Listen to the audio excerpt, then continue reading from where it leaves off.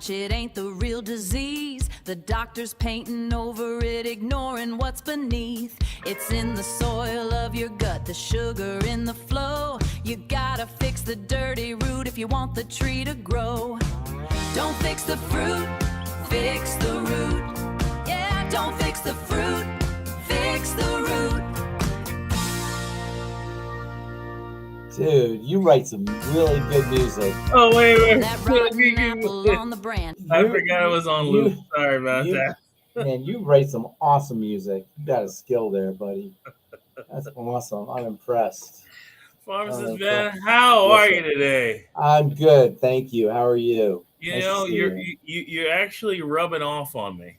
How so? Fix the root, not the fruit? Well, not just that, but I've been trying to maximize my days. I've just been working like a madman. You are rubbing off. It's crazy. I'm gonna laugh. Oh man, it's just crazy. So anyway, let's rock and roll here. Who was that we were talking to about the primitive? Her name's Sherry, but I have a question first, and Yes. because I want everybody to hear Sherry's story, so we're going to give them a few minutes to actually start loading into the different channels. But I have a side question for you. Yes, sir. I've been taking this longevity product recently called Collagen. Okay. What are read the supplement facts? You know, and I notice it's all. I'm going to share it here. It's all herbal stuff. It says Cape aloe and cascara and barberry root and ginger root and fennel seed and senna. I'm familiar with. So what's your question? What is the colon, and like what is going on with this? To what's the difference? How is this stuff helping your colon? Is that what you're asking? Okay. What is the colon? Okay. What's different about the colon and the intestines? Okay. And why this? What's the purpose of all that? Okay. Why is this blend as opposed to what we typically think of when we think of digestive support? Okay, so let's leave this right here. Okay. Leave the supplement facts right here. Okay. So first question: colon, intestine. The colon, technically speaking, is the large intestine versus the small intestine, but it's used kind of loosely. Some people will say the small colon instead of the intestine. So it's just kind of, there's nothing kind of dry. Technically speaking, the colon is the large intestine. You with me? Can you see me? Yeah, no, I'm just messing around. Okay, so the colon is the large intestine, technically speaking, if you really want to be technical about it. And then there's the small intestine. So that's the answer to your first two questions.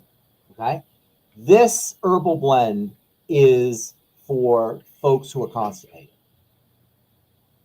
This keeps things moving.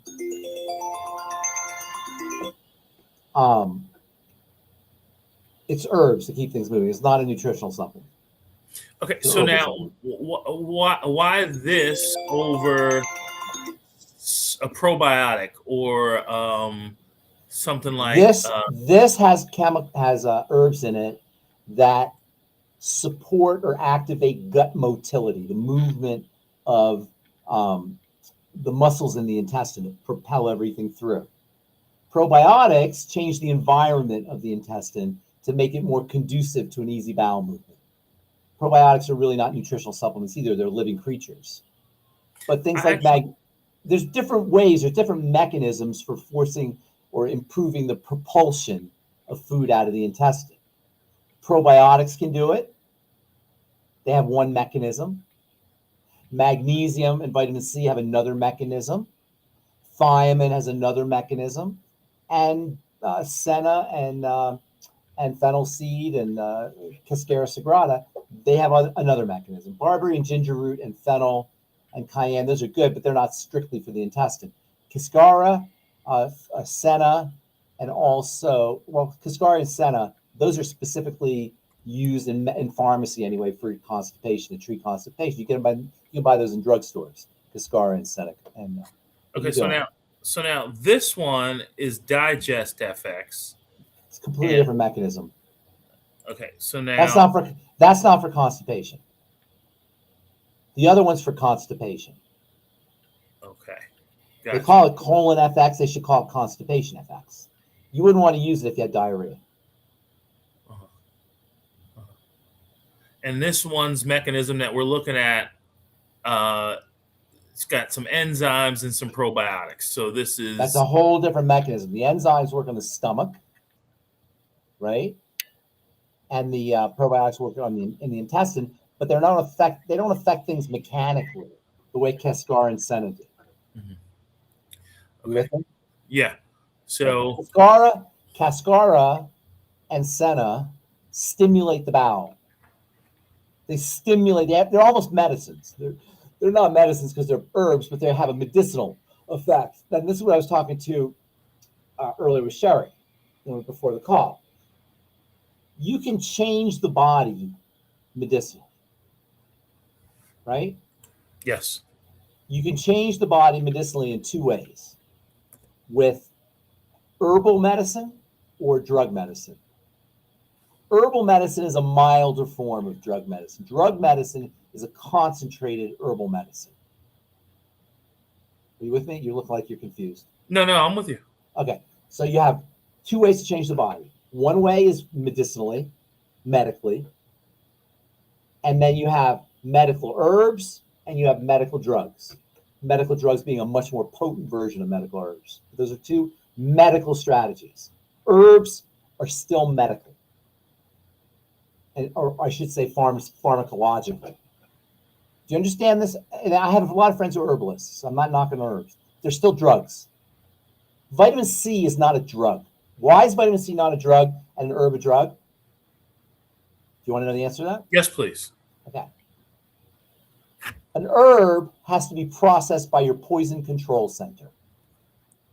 Do you understand this? An herb that has a medicinal effect has to be processed by the poison control center. Oh, but it's an herb and they're beautiful and they're lovely and they're natural. It doesn't matter.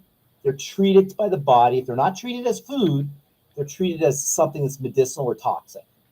And so you got to utilize your liver enzymes and your coenzyme Q10, your magnesium, all the things we always talk about. Right? Are you with me? Yes, I'm with you. Okay. Vitamin C, you don't have that. Vitamin C has biological pathways for handling it that don't involve the detoxification system. Vitamin C doesn't need to be detoxified. Vitamin E doesn't need to be detoxified.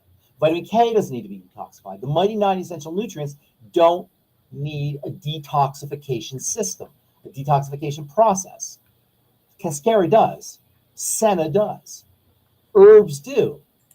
Unless they're being utilized as food, and even then, there's still compounds in them that they're considered toxins. Yes, herbs have toxic substances. That's how they work. Oh no, but they're herbs and they're they're botanical and they're nature and they're lovely. They're still medicinal. That means they're toxic. Medicinal equals toxic, with the exception of nutrition, which isn't really medicinal. That's what medicine means. You guys, does that make sense? Medicine means toxic. Medicine means toxic by definition. Oh, but it's an herb. Doesn't matter. But it's herb. It's an herb. Très intéressant. And by the way, Pharmacist Ben. Yeah. That is one fancy shirt. I don't know, yeah, you got some style going, man. So we are going to bring on our first guest, Sherry. Welcome to Daily. I mean, this isn't Daily with Doc. This is Pharmacist Ben's Bites. Welcome to Pharmacist Ben's Bites. Bring on your question. Yes, Sherry, Primadone.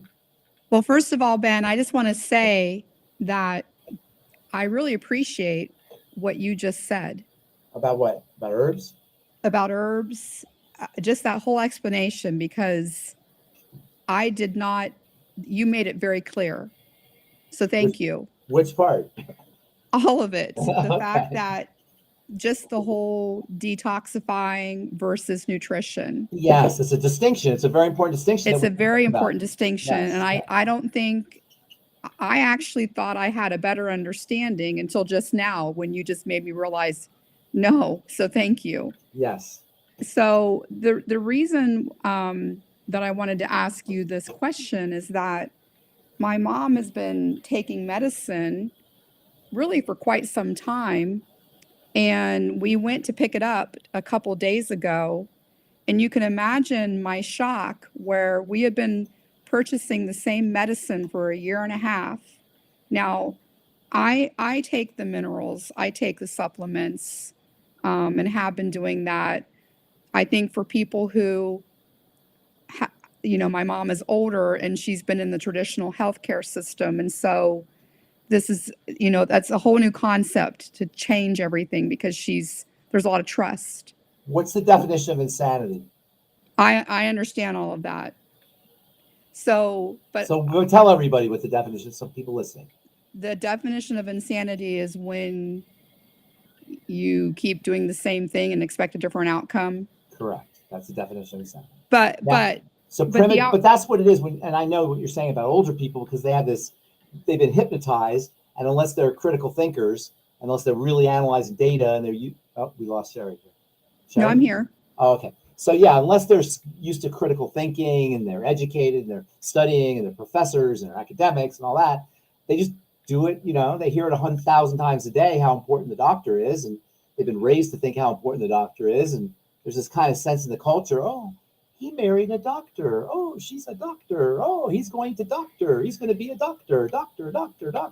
We have this.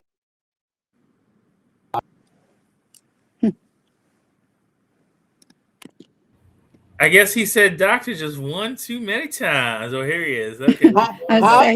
How can a doctor ever do that? He's a doctor. Oh, he's a doctor. And he made him. Why does a doctor know?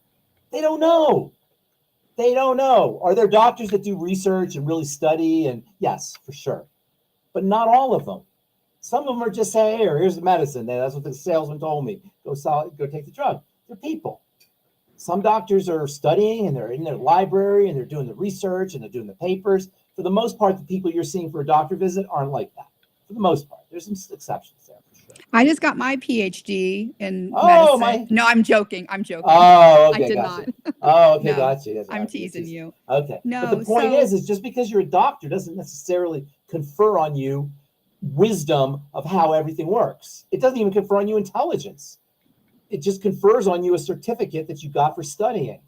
Are there doctors that really, really take the biological system seriously and really dive into the pathways and dive into the different biological systems, the organ systems and the tissue system? Yeah, of course there are. But that doesn't mean all of them are. And so when you say, how could the doctor do something like this? It happens all the time, So Sure. tell your example. So the example is that getting prescriptions for a year and a half, and what were the so Primidone and Eliquis. Okay, gotcha. Okay. And the pharmacist first time came to the window and said, is the doctor aware that you're taking these two? Because Eliquis, the Primidone interacts with the Eliquis, and that was shocking. It's not quite like that. Okay. It's almost. Let me explain. Primidone is an anticonvulsant. Anticonvulsant drugs are notorious for stimulating liver enzymes. We talked about this a couple weeks ago. I don't know if you're on the call. Liver enzymes are basically detoxification enzymes. They call them liver enzymes. So Primidone is notorious. Anticonvulsants in general are notorious for affecting the liver and liver enzymes. In fact, they used to, when you were on Tegretol, which is like and Dilantin, they used to have to have your liver tested periodically to make sure that everything's okay. They may even have, did they tell her I don't know about Primidone. I assume it might even be the same with Primidone. They want to check her liver because these are very hard on the liver. Primidone and anticonvulsants in general upregulate liver enzymes, detoxification enzymes. Eliquis is a blood thinner, and blood thinners are very serious. She's on some very serious medication. The problem with the pharmacist caught is not so much that the Eliquis and the Primidone interact as much as it's the Primidone increases the detoxification rate of drugs by raising the enzymes. And that means the Eliquis may not work as well. You follow? That means Yes. the Eliquis so she may have a high risk of blood clots. However, I assume they're checking to see how well the Eliquis is working, correct? Periodically, they check to see how fast her blood's clotting, how thin her blood is. Aren't they checking her blood periodically? They should be. I would think they would. You mean like through a blood test? Yeah, they want to see Yes. how well the Eliquis is working. So they're covering for that. In other words, it's not like Eliquis and primidone interact. It's like primidone raises the rate or speeds up the rate of detoxification of the Eliquis. It makes the Eliquis less effective. Right. And the whole reason why this was shocking is we just had a situation where she lost the vision in her left eye. She had a clot?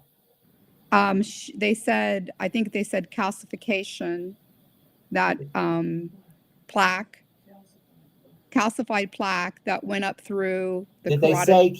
Did they say calcified plaque because they knew it was calcified plaque, or did they say calcified plaque because they thought it was? Well, the eye doctor took a photo and said that's what it was. He actually visualized calcified. Yes. Okay, I got it. So that's not a clot, but it's along the same lines. It could have something to do with the blood not moving as well as it should. I don't know the answer to that. But the point is that the primidone will make the body or increase the rate of detoxification of the Eliquis.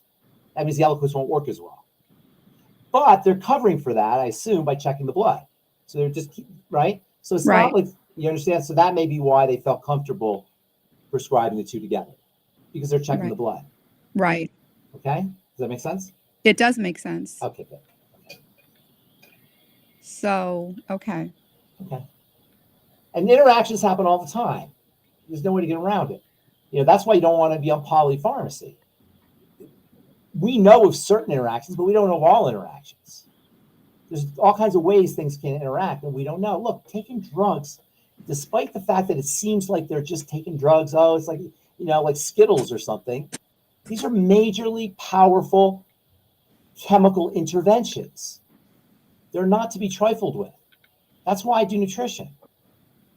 Unless you need a drug so badly that there's no other alternative, it really is playing with fire. Sometimes you do need them so badly that there's no other alternative. I understand that. But there should be a degree of caution that's built into the drug-taking decision that we unfortunately don't have, because we're conditioned to believe it's just, just take this drug, take that drug, take 5. When you take, how many people are on 5 different drugs? It's crazy. You have no idea how those 5 things are going to interact with each other. Nobody does. Sherry, is your mom looking to maybe wean herself off of those drugs and use some nutrition?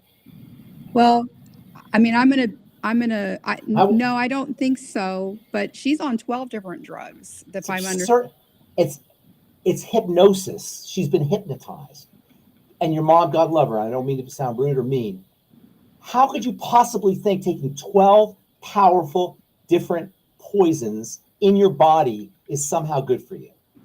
And I'm not trying to knock on anybody, insult anybody, but just want logically, how can taking 12 completely different poisons, remember they're poisons, not metaphorically, not poetically, not rhetorically, not semantically, literally, because they got to be depoisoned, detoxified. 12 different ones. 12 different ones. How? Just think logically. Forget your doctor, forget your patient, just be a normal person. How can taking 12 different poisons be in your health interest? I mean, logically. Did the same doctor put her on the 12 poisons? Or is it different? No, doctors? it's different doctors. Do they all know what poison she's on? Does every doctor know what poison the other doctor gave her? They should. I hope they do. Yeah. One is like from a heart doctor.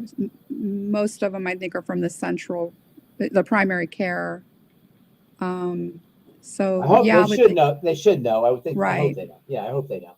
But it really logically, it just makes no sense. Now, clearly, your mom has some health issues for her to be on 12 different poisons. So, do you in your?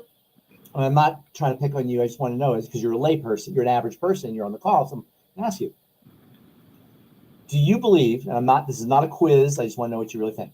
Do you believe those 12 different poisons are making her, or healing her, or making her body better than it was before she took the poison? Somehow improving her biological operations, biochemistry. I wouldn't say that I'm not quizzing you. I want to know what you think. This is not a yes or a right or wrong. I just want to know, curious to know what you're thinking. I wouldn't say that they're biologically improving her. I would say a couple of them are probably helping with symptoms. Okay. Keeping her in the game too. Keeping her alive, keeping her going. Right, I'm right. assuming your mom's 75, 80 years old, right? Something like that? Yeah. Okay. Now, 2 questions. Question number 1, does your mom want to be off the drugs? That's question number 1. And number 2, does your mom want to do what it takes to get off the drugs? Because you can want to be off the drugs, but you might not want to do what it takes. And that's all. If she wants to be off the drugs and wants to do what it takes, she can be off them. If not, that's fine. God love her. That's where she can do whatever she wants to do. This is not a message for people who are happy with their doctors or drugs or their medical protocols. This is not a message for them. By the way, for longevity people, we're not here to tell people not to get off their drugs. We're not here to tell people that. We're here to help people who want to get off their drugs. You see the difference? We're not here to tell you, hey, you dummy, what are you on all those poisons for? What's your problem? Get off those drugs. Here, take the healthy stuff. No. We're here to help people say, I don't want to be on the drugs. What else can I do? And there's plenty of people like that. If somebody's happy with their doctor and their medicine and they're fine, have at it. Jesus loves everybody. The sun shines on everybody. Nobody's wrong here. But if you want to if you want to really, really get healthy and you want to add years to your life and you want to do it in a clean way that doesn't burden the body, we got the answers for it. We can help you. If you're happy, have at it. If your mom's happy, have at it. Go for it. That's nothing wrong with that. We all get to do what we want to do. I wouldn't do it, but I don't ever want to tell anybody not to do what they're doing. But if they don't want to, if they want to change, we're here for you. All we can do is love them, right? And Jesus loves everybody. We're not better or more right than anybody. I think it's crazy. That's my opinion. Other people think it's crazy. That's their opinion. Other people think it's fine. Your doctor thinks it's fine to be on 12 different drugs. Your mom thinks it's fine. Fine. I don't want to be in a position of having to persuade or convince or tell anybody what to do if they don't want to do it. So your mom, God love her. If she wants to get off of them, we can help her. Well, I think it's good to I think the opening really helped when you were talking about herbs and detoxifying and medication. That really, and versus nutrition. Yeah, let me say it again, because I don't know if I've said it so many times. Sometimes I don't like repeating myself, but it sounds like either are you new? Have you been on the calls before? This is my very first time. Beautiful. I love it. Welcome, first of all. And second of all, let me say something. I say it all the time, and sometimes I don't like saying things because people get sick of hearing it, but this is important. When you take a prescription drug, it goes into your system, and first of all, you have to take a higher dose than you need. Why do you have to take a higher dose than you need? So if the doctor gives you 10 milligrams, it's only because you really need 5 milligrams. So why do they give you 10 if you only need 5? Because the liver is going to clean it out. The liver is going to see that drug, and it's going to say, get these Satan behind me, and it's going to detoxify it. And now you're not going to have the drug, so they have to give you a higher dose to make up for what's called first pass effect. The first pass effect is the liver cleaning out the drug, and then you won't have the drug. So the doctors and the drug companies, they give you a higher dose to make up for that. Does that make sense? You have to nod. Yes. Okay, good. The second element, and this is very important, when you take a prescription drug and it gets detoxified, it requires magnesium to detoxify. It requires copper to detoxify. It requires vitamin C to detoxify. It requires molybdenum to detoxify. It requires manganese to detoxify. It requires all these nutrients to detoxify. If you're like most people, you're already deficient in vitamin C. You're already deficient in manganese. You're already deficient in copper. You're already deficient in all these nutrients. Now you're even more deficient because your body has to clean out the drugs. And now you're going to run into side effects from being nutrient deficient. And that's not even going to show up as a side effect. Do you follow what I'm saying? Yes. So we have this idea, just take a drug, la, la, la. No, the body has to do all kinds of work and it costs the body all kinds of nutrients for your mother and most people are already in short supply to detoxify that drug. The body doesn't say, oh, you're a drug, that's fine. I'll use you. The body wants that thing out. It considers that to be a mortal enemy. And we, in our wisdom, as human beings, that is, we know better than the body, of course, because we're humans and the body's stupid. And, you stupid body, you have the nerve to have high blood pressure. Never mind, we're poisoning our blood every day with our food. Oh, I'll show you. And we give it a beta blocker that goes and forces the vessel open, basically. Or even worse, shuts down the heart. How do you think a heart drug works? Your mom's on heart drugs. How do you think a heart drug works? Is it kind and gentle? Oh, we just calm down the heart. Nice heart. No, it's literally poisoning the heart. Literally, not poetically. Literally, take that to your doctor. Tell him I said that. It's literally poisoning the heart. And so you say, oh, how? What's the heart? Well, the heart's working too hard. So we poison it a little bit so it doesn't work as hard. Now, I'm a pharmacist. Believe me, I've heard this for 45 years. It never made sense to me. It just doesn't compute somehow, but it's accepted. That's how we do it. What are you going to do? Not everybody buys into it. Most people do. We're here for the people who don't. Well, I really appreciate everything that you've explained. Thank you. And that we're here. You've done a stellar job. I appreciate that. You're Sherry, a wise woman. Sherry, I think we're rubbing off on you. That's pretty quick. How did you hear about us? How did you hear? Actually,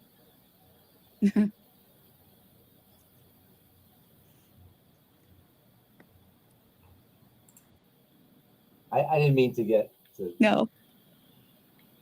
Back in December of 24, I'd met Keely, and I could tell that she was a phenomenal researcher. And my husband had 2 stem cell transplants. And I knew that he was getting sick again and could not handle the 3rd. And so I asked her, because I knew what she had done for her father, and I'd asked her if she knew of any non-traditional healthcare ways that might help him. And so she said, let me look into that. And that was in December. And in March, she said, I think I've got your answer. She actually said, I've got your answer. And she then said, I want you to listen to this video about Dr. Wallach. And she started feeding me information. Now know that I've fought type 1 diabetes and I've been sick all of my life. I'm sorry. And was put on all kinds of drugs at a young age. That's and have fought to stay alive. And so she convinced me to try it, and I started taking supplements, the nutrients, as you call it. Yeah. In May. And within 2 days, I could close my hand completely. And I had been taking pain pills. And then I started feeling like I was floating because I'd never felt so good. That's amazing. And so now I still am on insulin. But anyway, I started taking it myself and was surprised and I went off of 8 medications. You added years to your life. You added, Sherry, I'm the healthiest I've ever been. And that's so awesome. I have a very fond place in my heart for Keely because she saved my life. She did. She did. And I give Holy Spirit credit as well. Praise God. Faith. Praise God. That's absolutely right. Through Keely. Keely, how good does that make you feel? Like $1 million bucks. There's no words, right? There's no words. I've been on this journey with her for almost 2 years now, and it's nothing short of a miracle. And I'll have you know, just as a little FYI, Yeah. I accidentally amputated my fingertips by way of a garage door, the panels, Oh my gosh. slicing off they crushed 2 of my fingers and then Oh my took off gosh. 2, Oh but my God. they've grown back, and Let- I'm 57. And so if Crazy. you think about fighting type 1 diabetes, where they talk about amputating, that's what I was heard as a Yeah. child Oh my all God. the time. Oh my God. You're Oh going to my lose your God. eyesight. You're going to lose your Oh legs. my You're going to blah, blah, blah. God. Oh my God. Oh my And God. so when that happened, it was horrific. But I'm very thankful to say that by the grace of God, and I've been taking the nutrients and I added collagen, and it's I've come a long way. That happened, I want to say, the 2nd or 3rd week of August. It's unbelievable. That's what we do, Sherry. We do this all the time.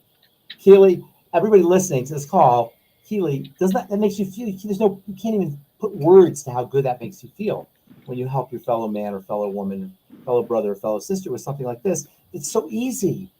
This is the way God intended it. Remember, not to go to the doctor and get organs removed and your heart poisoned and your liver detoxifying system revved up. It's craziness. It's utter craziness. So thank you, The Keely. God bless the you. one thing she didn't tell you though is her pancreas actually started to turn back on when she started the protocol initially. It would go on and off, on and off. And how much of the insulin did you end up coming off of, Sherry? Do you remember? Well,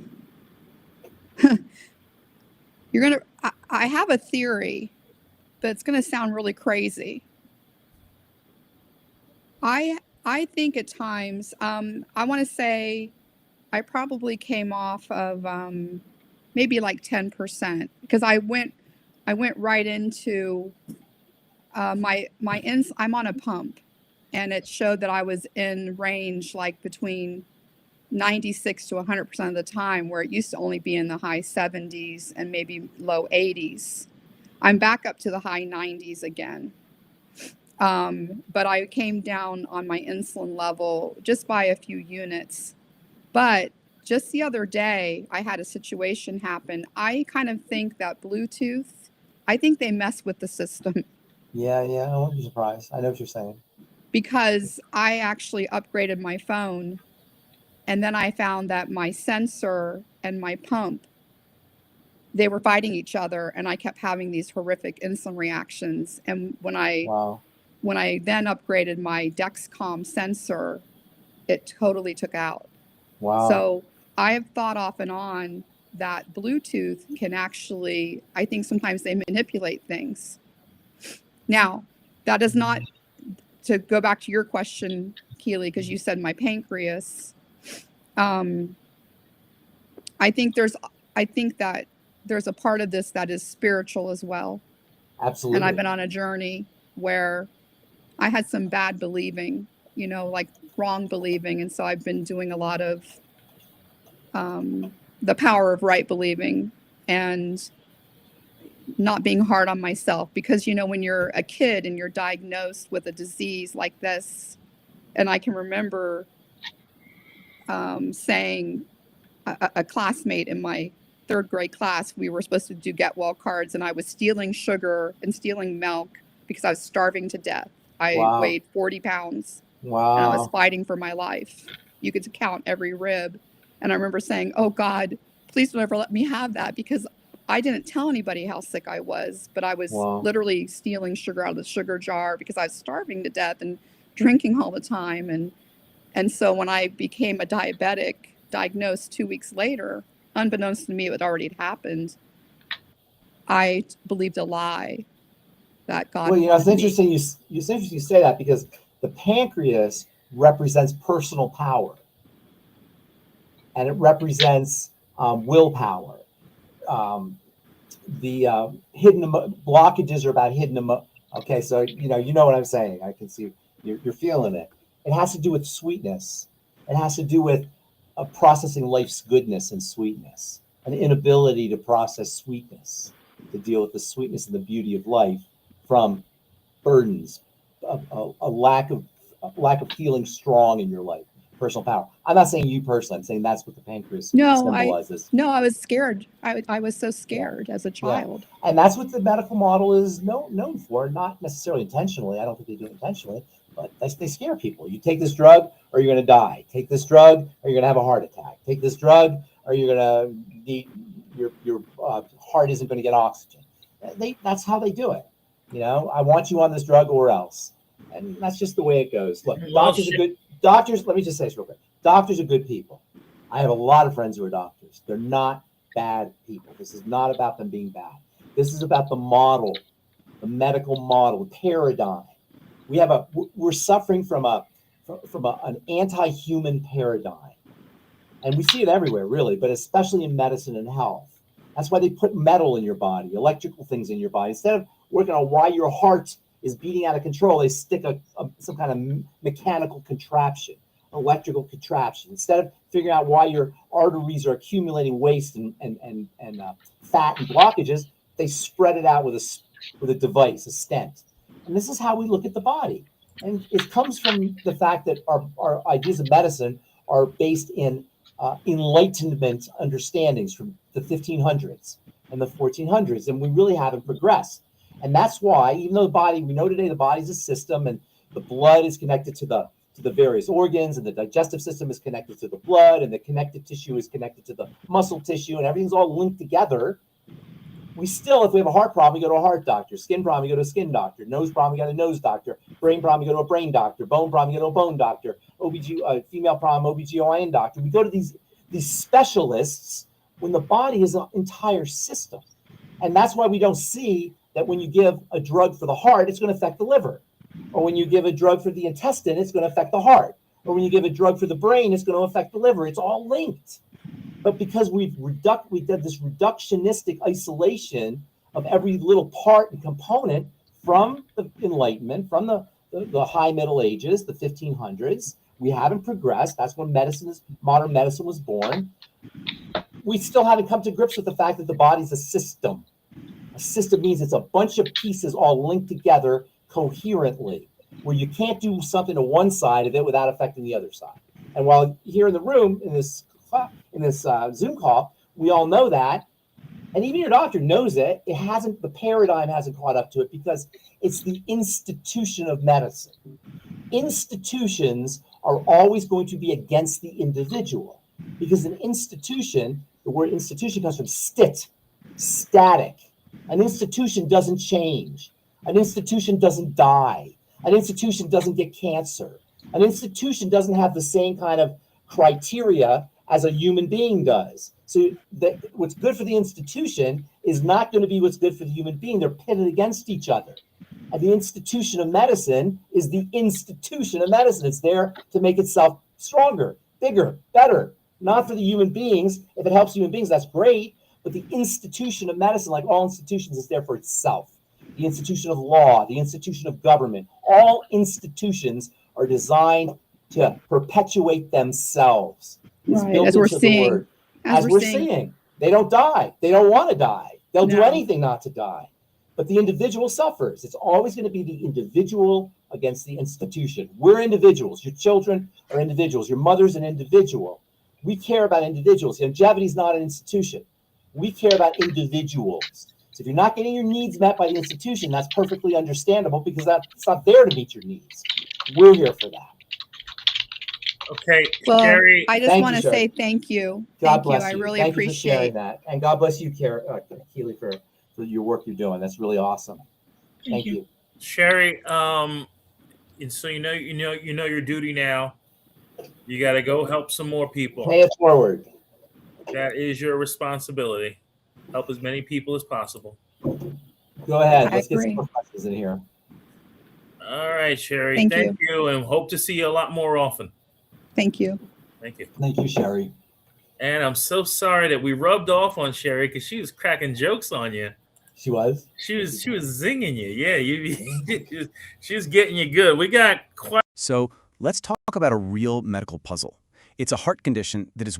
This has been so sorry. We got quite a number of questions that have come in. Let's and I'm gonna start with YouTube and Base Southwest. He loves Base Southwest, listens to you on Coast to Coast all the time, and they're big followers of you. Now, Base Southwest, I'm thinking is a man. However, he's got hypothyroidism, so maybe not. I have a question about hypothyroidism. I have hypothyroidism, not Hashimoto's. What are your thoughts on synthetic drugs or bioidentical drugs? Wonder if we've heard something like this before. Well, okay, so there's a bunch of things there. This is a guy, you said? I'm not. I have no Hypothyroidism mostly affects women, 90%, but 10% of hypothyroid patients are going to be men. So it could be a guy, okay? But mostly it's a female issue. That tells you whenever you have a condition, and by the way, most chronic degenerative disease is female, Parkinson's disease is female, Alzheimer's disease is female, depression is female. These are all diseases, almost all degenerative chronic illness affects women more than men. It's for his wife. What's that? It's for his wife. Okay, good.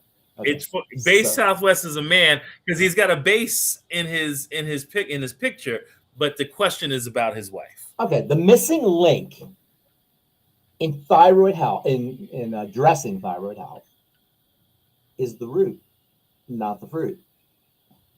The soil, not the branches. The missing link is the digestive system and the metabolic system second. Where have you heard that? Where have you heard that? The From triangle you? It's the triangle of disease. Absolutely. Okay. So, and Sherry, listen, if this is your first call, you should know. I'm saying Sherry because she's never been on, hasn't been on a call before.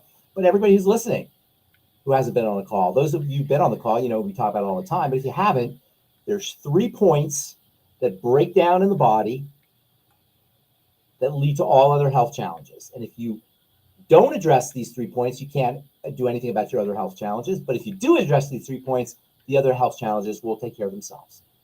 So the 3 points, first of all, are the digestive system, the metabolic system, and what's called the HPA thyroid axis. I call it the adrenal thyroid axis or the adrenal thyroid complex. Those are the 3 points. I'll explain what those are in a second. However, the main thing I want to get across is the tip of the triangle, the top of the triangle, is the thyroid. So you got the digestive system, the metabolic system, blood sugar system, and the adrenal thyroid complex. And the top of the triangle is the adrenal thyroid complex. And from there, you have every other disease, every other chronic disease. I don't care, Alzheimer's, autoimmunity, movement disorders, arthritis, whatever, name it. It all comes after this triangle. You don't have a chronic disease without this triangle underneath it. So that means 2 things. Number one, if you try to treat your heart disease or your cancer, your Alzheimer's, or whatever it is, without addressing the triangle, it ain't going to work. And that alone is one of the most important reasons for the failure of modern medicine to deal with chronic degenerative disease. And make no mistake about it, hopefully nobody is under the illusion that that's inaccurate.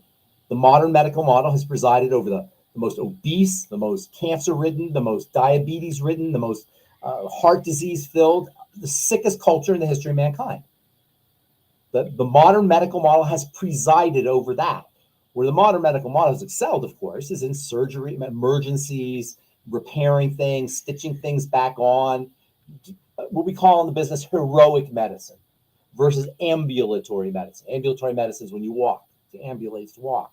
So you walk into the clinic, walk out of the clinic, failure. But the heroic side, they're amazing. So give credit where credit is due. However, for chronic degenerative disease, there's nothing that they just don't have the tools because the triangle, which underlies everything, is lifestyle, mostly food. There's no drugs for the digestive system. You can't take a drug to make your digestive system better. You may be able to hide the symptoms, but you can't take a drug to make it healthy. What you can do is you can change the way you eat to make it healthy. You can start taking nutritional supplements to make it healthy. You can change the amount you eat to make it healthy. There's no doctor that can do that for you. That's us. And really it comes down to the fact that all disease is about the cell, and the cell just needs food, oxygen, and a clean place to do its work. That's it. If you're sick, there are cells somewhere that aren't getting fed, that aren't getting breathed, oxygenated, or they're not being detoxified. And there's no drugs that can address that. The second point is the metabolic system. And again, there's no drugs that can address that. They can force your pancreas to make insulin, or they can give you insulin, but they can't make your body work better. And then the third point is the adrenal thyroid complex. So what does that show us? The thyroid, which regulates everything above it, all their systems, is responsive to the adrenals, the metabolic system, and the digestive system. It's the third point on the triangle of disease. Does that make sense? I'm looking at you, AJ. Yes, okay. I'm with All you. right, now, okay, good. This is why every year in the top 5 best-selling drugs, you'll find levothyroxine, Synthroid, every year. Hypothyroidism is an epidemic. It's an epidemic because we have an epidemic of metabolic issues and an epidemic of digestive issues. You cannot work on the thyroid without working on the metabolic system, or first of all, the adrenal glands, which themselves are dependent on the metabolic system and the digestive system. So this triangle of disease that we talk about is really the plane of disease: the digestive system and the metabolic system. The adrenals will take care of themselves. There's things you could do. I shouldn't say exactly. There's things you want to do: calm the body down, take certain nutrients. But really, the basic 2 points are the digestive system, the blood sugar system. This is for the gentleman who called. So the first thing I do is I work on digestive health. Now, interestingly,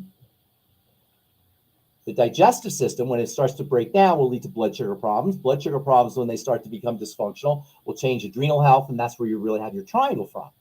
But the thyroid also regulates the digestive system and regulates the metabolic system. So once you're hypothyroid, now you're going to have more digestive problems and more metabolic problems, leading to more adrenal problems, leading to more thyroid problems, leading to more digestive problems, leading to more metabolic problems, and on you go. You're on this vicious downward spiral, and nobody's stopping the problem. Because when you take your thyroid medication, have you fixed your thyroid? No. They're just giving you thyroid medication. They're giving you a hormone. And that gets to the second question the gentleman asked about bioidentical hormones. When Mahatma Gandhi was in the United States, he was leaving on a train. I've told this story. No, I've not heard this one. So Mahatma Gandhi, he did a tour of the United States, and he was leaving the United States, and he was on a train. As he was going by the train, they yelled at him. The reporters were yelling and questions at him. And one reporter said, "Gandhi, what do you think of Western civilization?" And Gandhi says, "It would be a good idea." Right? It would be a good idea. And that's what I think of when I hear bioidentical hormones. It would be a good idea. There's no such thing as bioidentical hormones. Don't exist. Hormones, by their very nature, work by being responsive to the environment, either the outside environment or the inside environment. So your sugar goes up, your hormones change. Your sugar goes down, your hormones change. You get scared of a lion or a credit card bill or whatever it is that scares you, your hormones change. You're relaxed, your hormones change. You have a cold, your hormones change. You're healthy, your hormones change. You exercise, your hormones change. On and on and on. When you take a hormone, that don't happen. You're just giving your body the hormone. You deprive the body of this responsiveness that makes it healthy. Health is responsiveness. That's almost the definition of health, is responsiveness. Like, you adjust.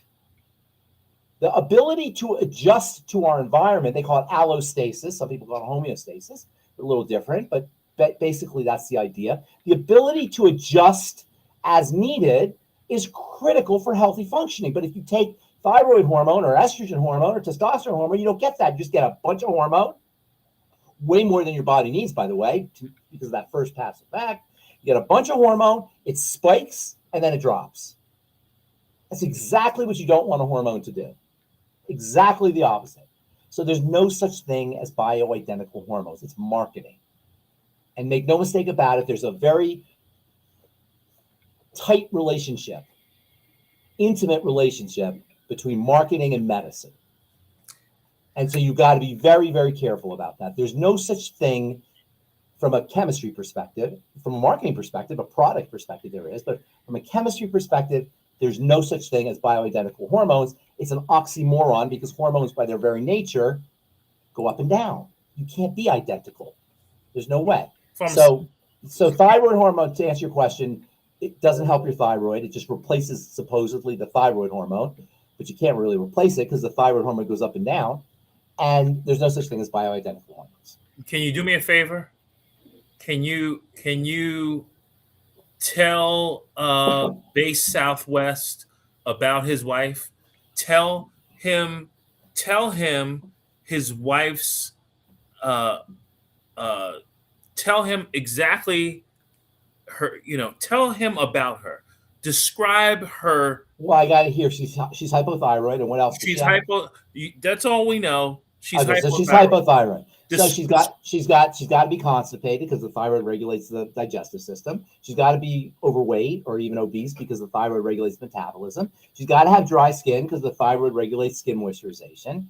She's got to have hair issues because the thyroid keeps your hair healthy. Hypothyroidism is usually associated with elevated estrogen, which is a stress hormone. So she probably has some female health issues or had female health issues, depending on how old she is. It's the whole thing, everything. She might even. Base Southwest, type in the chat if Pharmacist Ben used his psychic powers to identify your wife. We have some other questions in here. And by the way, we got a number of people who said that your story was fantastic, Sherry. We have Antoinette. You met Antoinette. She's got 2 twin daughters. She is asking about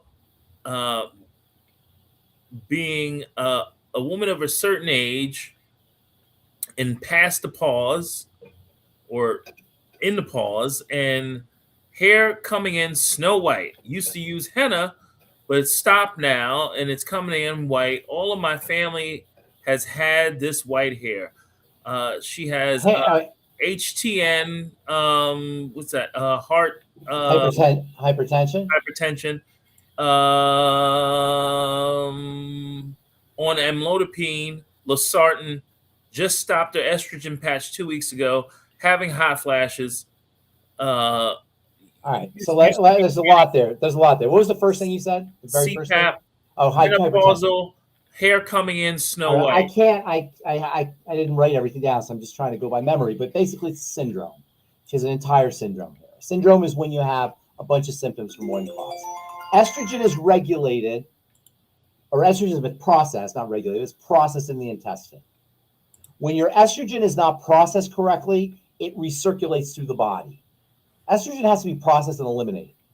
The liver, the gallbladder, the intestine, bacteria in the intestine, all of these systems are important for the processing and eliminating of estrogen, which is the most powerful of all the hormones. Estrogen is the most powerful of all the steroid hormones. And this is why I said earlier, it's women who suffer from hypothyroidism and Parkinson's and Alzheimer's and depression and all chronic degenerative diseases and autoimmune diseases. Women suffer from these because these diseases are inflammatory, and estrogen is highly inflammatory.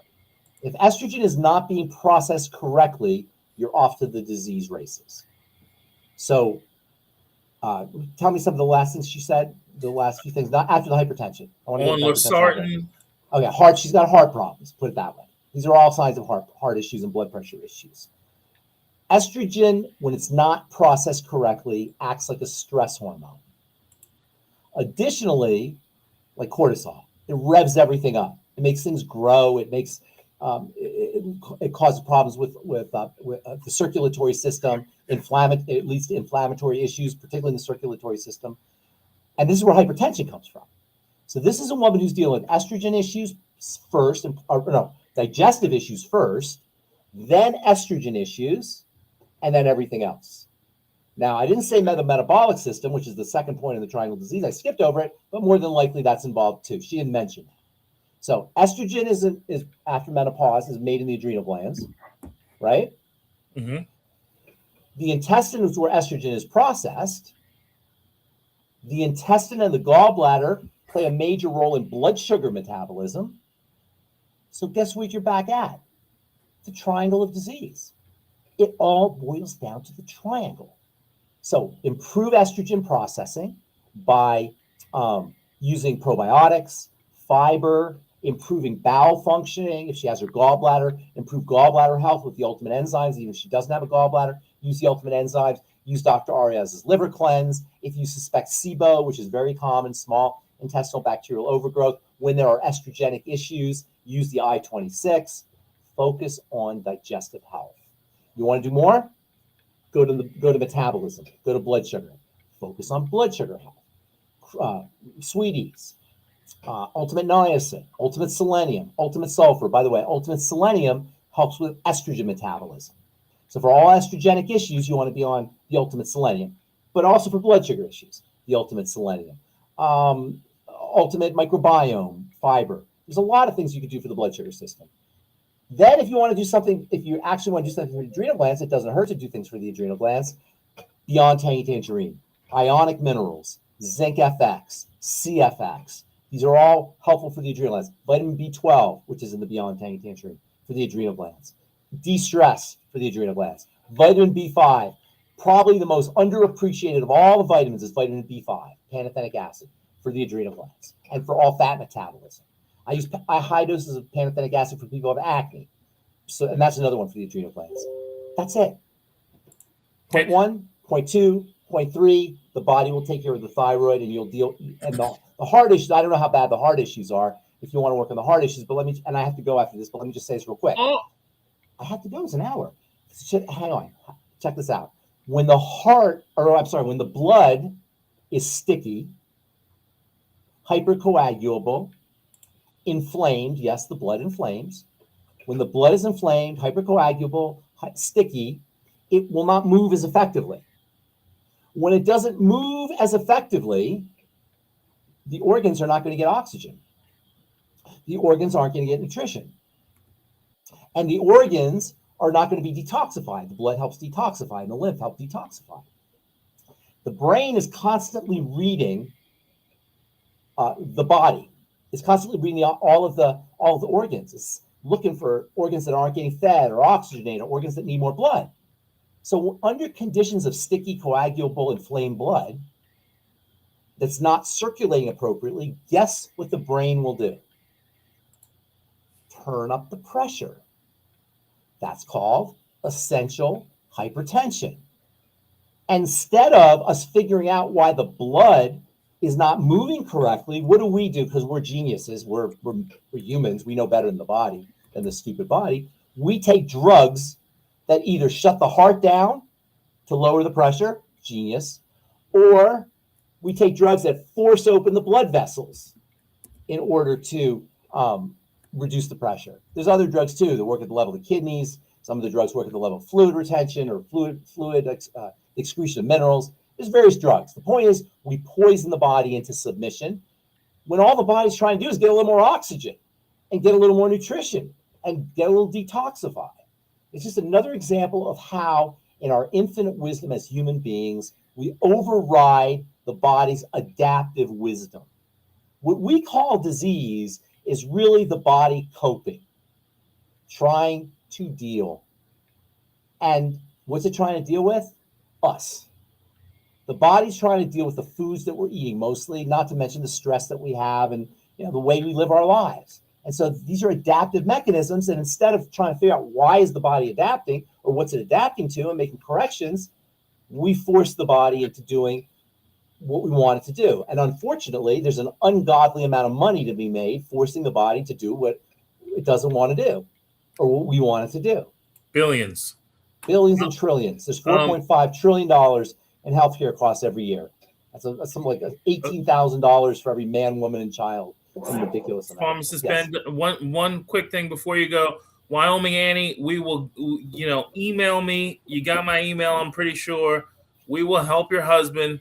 I'm sorry we didn't get to your question, but we will. Pharmacist Ben is on Daily with Doc on Friday. Pharmacist Ben. I want to just say one thing. Bass Southwest, I'm just reading her chat, or his chat. Great blood work. How do you know you have great blood work? Oh, well, the doctor told me I have great blood work. How does the doctor know? Well, he did a test. What did he test for? Or what did he test against? He tested against a reference range. Bass Southwest, do you know what a reference range is? Well, you don't, because nobody knows what a reference range is.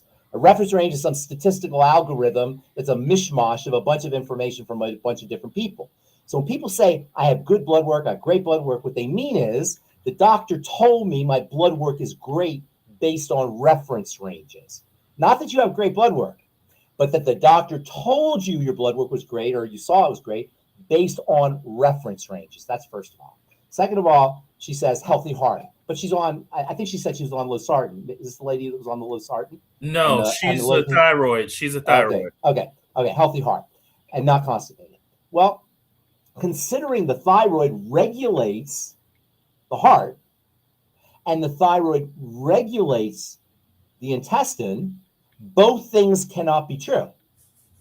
If your thyroid is less than effective, hypothyroid, you have to have intestinal problems. And you have to have cardiovascular problems, regardless of what the test scores say. Or maybe you're not hypothyroid. I don't know. Assuming that's true, if you're hypothyroid, that means all of your body is not operating to optimum efficiency. By definition, that's what it means, hypothyroid. So what's more likely is that your assessment or your doctor's assessment of a healthy heart and great blood work, blah, blah, blah, is less than accurate, if indeed you're hypothyroid. Now, maybe you're not hypothyroid, I don't know. But if you're hypothyroid, that means hypometabolism. Well, they mentioned she gave up sugar and that's awesome. All that's awesome. But if you're hypothyroid, that's great. That's a good thing. But if you're hypothyroid, that's like saying I'm hypometabolism. Thyroid regulates metabolism. That means I'm hypo speed. That's like saying I'm really fast, but I'm hypo speed. Right? You see what I'm saying here? The thyroid regulates the chemistry in the body. So if the thyroid is suppressed, the chemistry has to be suppressed, or the thyroid's not suppressed. Okay? She's gonna email us. Pharmacist Ben, I gotta show you something. This, what you see on the screen, is a chopped off finger. Oh my God! Thank you so much for showing that to me. That is what Sherry dealt with. That's why I am going. That's why. Wait! This is Sherry's finger. This is what happened to Sherry when her finger hit the garage door. Nice to see you. Have a great day. Bye, everybody. This is Sherry's finger now. Yeah, well, I don't want to see any fingers. Look, Pharmacist Ben, look at the finger now. That's pretty cool. That is awesome. Do you think that would have happened without nutrition? There's no drug that would have done that. That's why I like being nutrition. Thank you, Sherry, for showing me that. I didn't need to see that first picture, though, AJ. But thank you. The last picture's cool. So, but that's cool, isn't that? There's no drugs that could have done that. That's why I like being a nutritional pharmacist, because we really help people. And anybody can be a nutritional pharmacist. There's no degree for nutritional pharmacy. Oh, really? Okay. Nope. There's only pharmacy. I'm sure if I said I was a nutritional pharmacist, I'd have two hands behind my back. No. You just can't say I'm a licensed pharmacist. You can't say, but I can say I'm a licensed pharmacist. Pharmacist Ben, you know what you are, right? What's that? You're the man.